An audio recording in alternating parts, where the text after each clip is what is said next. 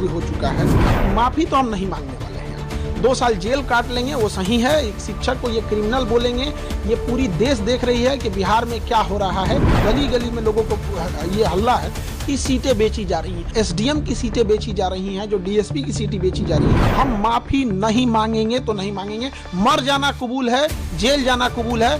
बच्चों के लिए लड़े थे, री एग्जाम बीपीएससी कंडक्ट करा लेता है तो उसके लिए बीपीएससी जो कहेगा वो हम कर लेंगे।